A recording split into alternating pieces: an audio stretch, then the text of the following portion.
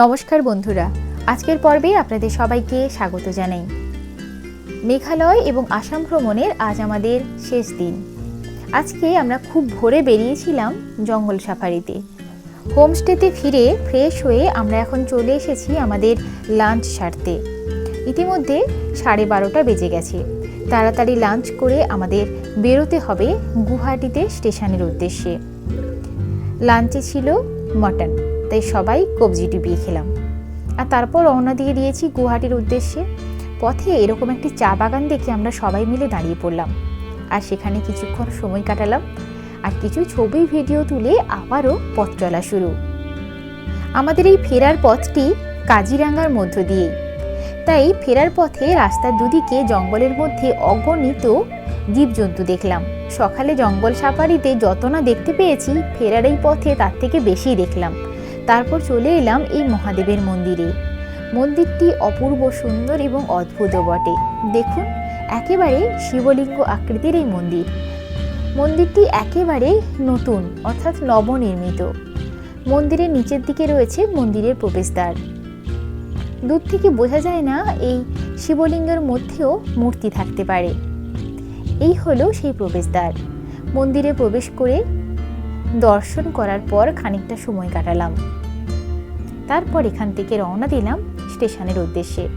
ইতিমধ্যে আমরা গুয়াহাটি স্টেশনে পৌঁছে গেছি। স্টেশনে পৌঁছে খুব তাড়াতাড়ি আমরা রাতে ডিনার সেরে নিলাম। স্টেশনের আশেপাশেই বেশ কিছু ভালো খাবারের হোটেল রয়েছে। গুয়াহাটি স্টেশনটি খুব সুন্দর করে সাজানো। আসামের সাংস্কৃতিক দিকগুলোকে খুব সুন্দরভাবে স্টেশন চত্বরে তুলে ধরা হয়েছে।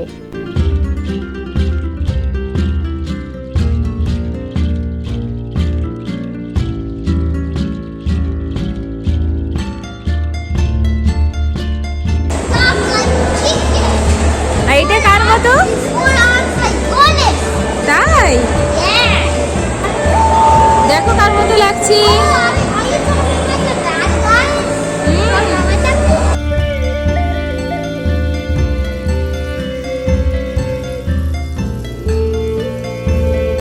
ট্রেনে উঠে খুব তাড়াতাড়ি আমরা শুয়ে পড়েছিলাম। ঘুম ভাঙতে দেখলাম সকাল হয়ে গেছে।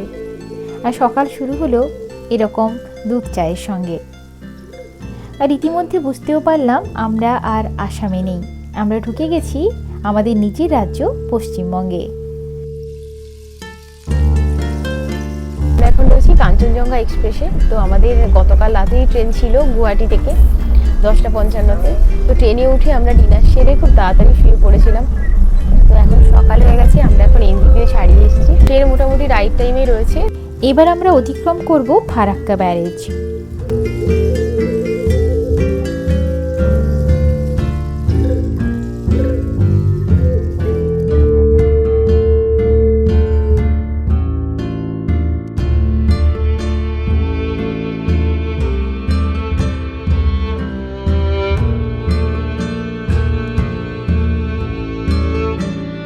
(2.245 किलोमीटर) 2245 मीटर।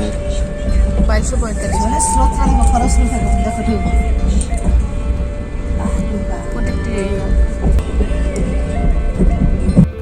এখন দুপুর হয়ে গেছে, তো লাঞ্চটাও আমরা সেরে ফেললাম। আজকে লাঞ্চ হলো ট্রেনের খাবার দিয়ে, ডাল ভাত সবজি আর সঙ্গে ছিল ডিম। গুড্ডু কি খেয়েছো আজকে বলো? I ate egg, rice, dal and potato. এখন আমাদের ট্রেন রয়েছে শান্তিনিকেতন স্টেশনে। 3.5 হাত মাটির নিচে আমাদের হবে সুখের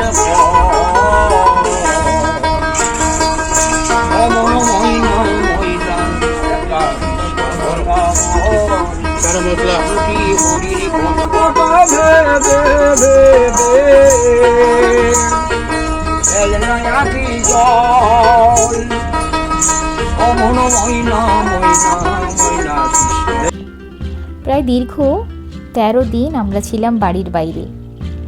সমগ্র মেঘালয় এবং আসাম ঘুরে দেখলাম। এখন বাড়ি পৌঁছতে আর মাত্র কয়েক ঘন্টা বাকি। কোথাও ভ্রমণে গেলে ফেরার সময় মনটা অজান্তেই কেমন করে ওঠে। এখন অগ্রহায়ণ মাসের শেষের দিক, তাই মাঠে এখনও কিছু কাঁচা পাকা ফসল রয়েছে। বেলাও প্রায় পড়ে এসছে। ওই দূরে কিছু রাখাল এখনও গরুর পাল নিয়ে মাঠে রয়েছে, তারাও কিছুক্ষণ পরে বাড়ির পথ ধরবে। আর আমরাও একের পর এক স্টেশন অতিক্রম করে চলেছি আমাদের গন্তব্যের দিকে। তবে এরপর যারা মেঘালয় বা আসাম ভ্রমণ করতে যাচ্ছেন তাদের উদ্দেশ্যে একটা কথা বলে রাখি। আসামের কাজিরাঙা জঙ্গল পুরো বর্ষাকালে কিন্তু বন্ধ থাকে, খোলে নভেম্বর থেকে। তাই নভেম্বর মাসের এই সময় গেলে খুব একটা ভিড়ভাট্টা পাবেন না। তাই কাজিরাঙাতে জঙ্গল সাফারি বা হাতি সাফারি নিশ্চিন্তে করতে পারবেন। আর হাতি সাফারি করতে চাইলে আগে থেকে অবশ্যই বুকিং করে রাখবেন, তা না হলে দিনের দিন হাতি সাফারি কিন্তু নাও পাওয়া যেতে পারে। সেই কারণে আমরা এবার হাতি সাফারি করতে পারলাম না। আর মেঘালয় ভ্রমণের ক্ষেত্রে এই নভেম্বর মাস কিন্তু খুব ভালো সময়। এখন বৃষ্টি খুব একটা হয় না।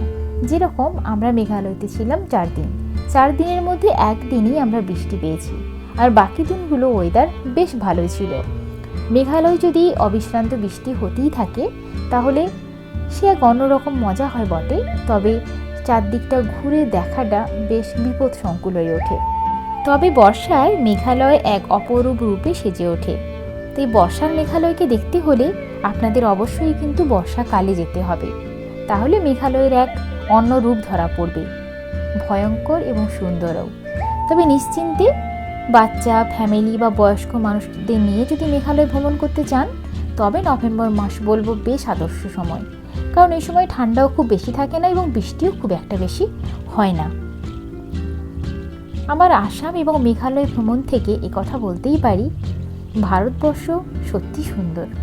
এবং ভারতবর্ষের এই উত্তর পূর্বের রাজ্যগুলো যদি আমাদের ভ্রমণের তালিকা থেকে বাদ পড়ে যায় তাহলে কিন্তু ভারতবর্ষের এই প্রাকৃতিক সৌন্দর্যের দেখাটা বেশ অপূর্ণ থেকেই যাবে। তাই যারা আপনারা প্রকৃতিপ্রেমী তারা অবশ্যই একবার আমাদের এই উত্তর পূর্ব ভারতের সৌন্দর্য উপভোগ করে যান, মন প্রাণ জুড়িয়ে যাবে এবং সারা জীবন মনে এক সুখস্মৃতি হয়েই থাকবে। ইতিমধ্যেই আমরা পৌঁছে গেছি বর্ধমান জংশনে। আর বর্ধমান এলে আমাদের শক্তিগড়ের ল্যাংচার কথা সবার আগে মনে পড়ে, কিন্তু আমরা রয়েছি ট্রেনে, তাই কোনো করার নেই, নেমে খাওয়ারও কোনো অপশান নেই। আজকের মতো এ পর্যন্তই। বাড়ি ফেরার এই পর্ব এখানেই শেষ হলো। আশা করছি আজকের এই পর্ব আপনাদের ভালো লাগলো। ভালো লাগলে অবশ্যই ভিডিওটিকে লাইক করবেন এবং শেয়ার করে অপরের দেখার সুযোগ করে দেবেন এবং চ্যানেলটিকে সাবস্ক্রাইব করে পাশে থাকার অনুরোধ রইল। সবাই খুব ভালো থাকবেন এবং সুস্থ থাকবেন। দেখা হবে পরের পর্বে।